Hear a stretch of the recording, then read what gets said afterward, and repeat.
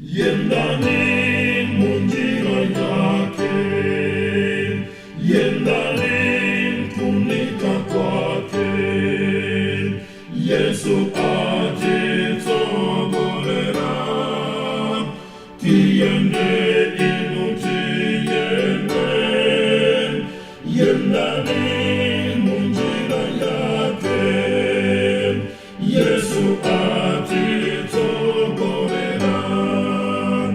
Yesu kumeka kwatu,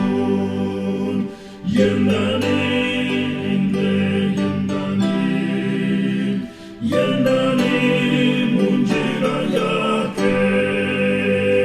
yendani mapazi ake, yendani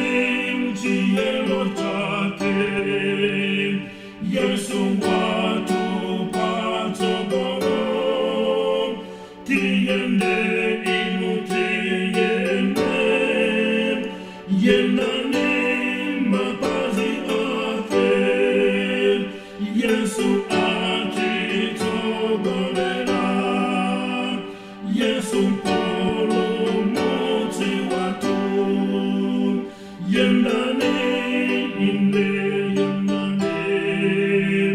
yendani munjira yake, kalani pafupi naye, kalani chisomo chake, Yesu atirandirako,